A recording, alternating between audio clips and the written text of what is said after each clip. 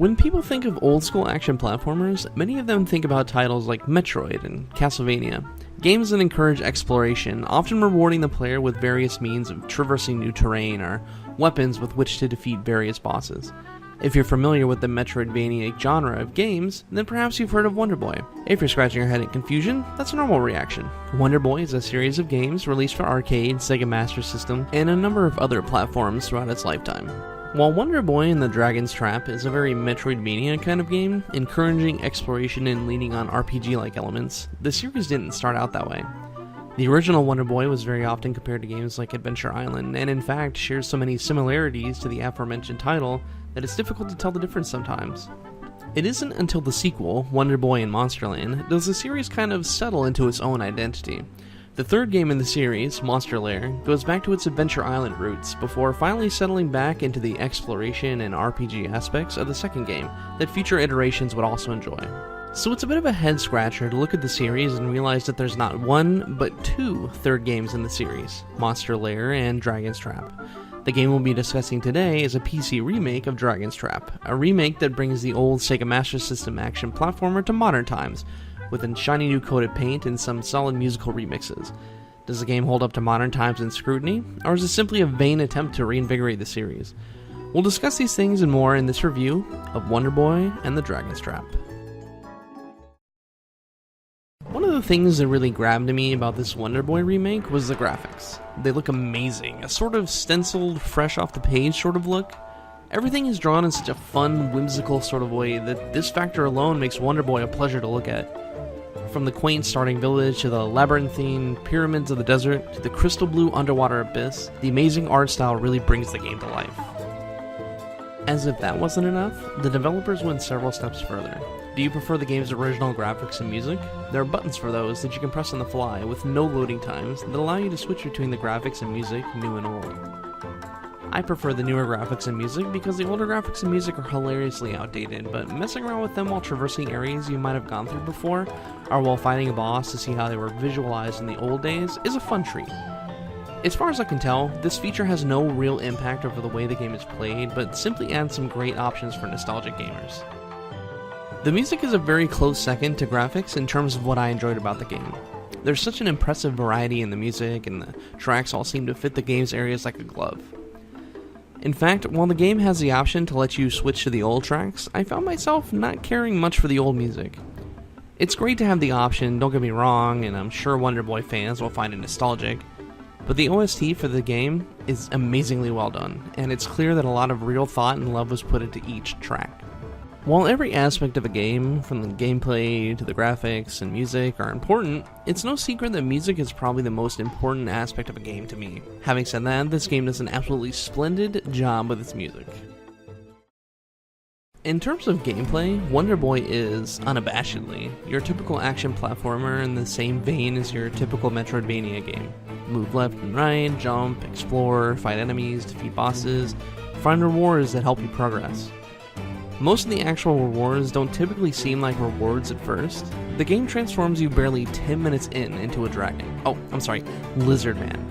While this increases the range of your attacks thanks to a nifty fireball, ultimately it's a sharp departure from what the game teaches you in the beginning tutorial stage. Still, it feels like a nerf, and rightfully so. The only thing you've gained is range, and you can only have one fireball on stage at a time. Later on, after a short while of exploring, you find and defeat another boss, only to transform into a mouse. Gone now is the good range of your projectile in exchange for a tiny sword and shield, the former of which has almost no reach. In exchange for this decrease in combat potential, the mouse is capable of climbing up certain kinds of walls. The rest of the game delves into the different kinds of transformations, or curses, that you have access to, and how they can allow you to traverse different kinds of terrain in order to fully explore everything and find all the secrets. For a good portion of the game, you won't have the ability to change forms. Later on, you'll discover secret areas with pedestals that allow you to go from form to form, depending on your needs. There's also a weapon later on that allows you to change forms on the fly, negating the need for the pedestals pretty much entirely.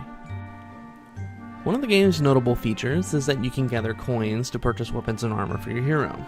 At first, it seems like the weapons and armor have no discernible differences except in statistics and should technically apply to every single character regardless of the form you take, but that's where Wonderboy steers you wrong on purpose.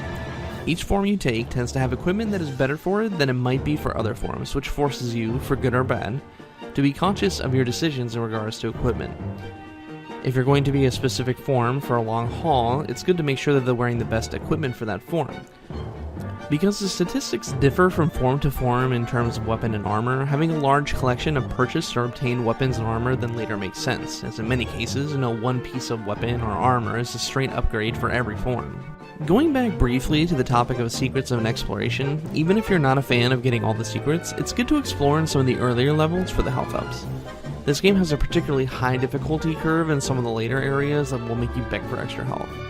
It often forces you into tight hallways or into areas where avoiding enemy combat is difficult, if not impossible. Getting through these areas safely is a challenge and requires patience, good timing, and a bit of luck. While the game has plenty of positive aspects to it, it's not without its flaws. For example, the bosses are extraordinarily easy. Most of the game's challenge comes attached to the actual exploration aspect of it, with tightly grouped enemies or oddly placed enemies wearing you down over the long haul. Some of the forms, like the mouse form, have lower defensive and offensive stats, along with minimal actual reach on attacks, which artificially bumps up the difficulty. Even then, thanks to the game's abundant potions, which give health back whenever you are set to die, the challenge factor continues to slope off, as these are usually pretty easy to find as you get the hang of the game and learn how to successfully go from place to place regardless of form.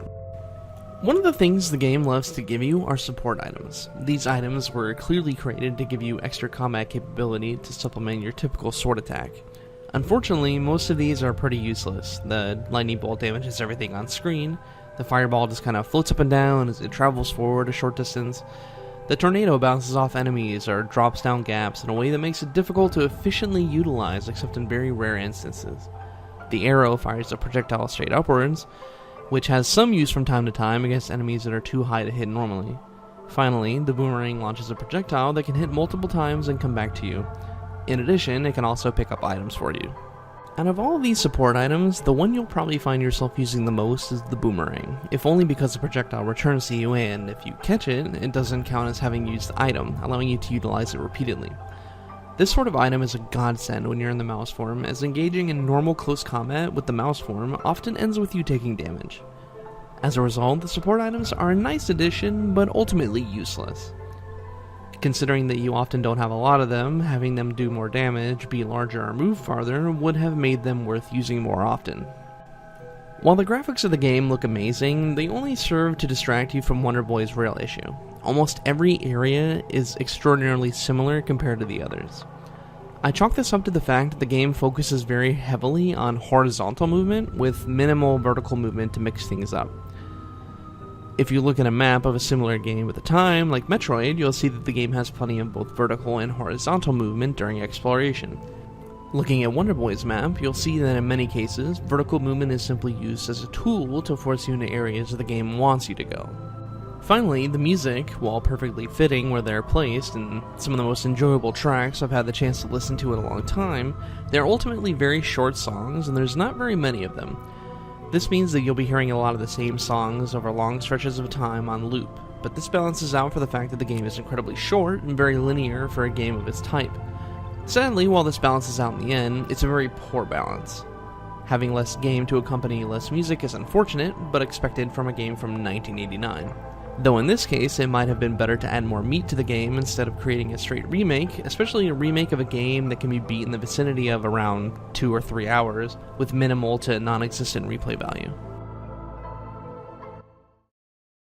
To close our review, I think it's worth noting that Wonderboy and the Dragon's Trap is a remake of a very old game, one almost 3 decades old, and due to the faithfulness of this remake, that means that all the good and bad things in the original game inevitably transfer over to the finished product.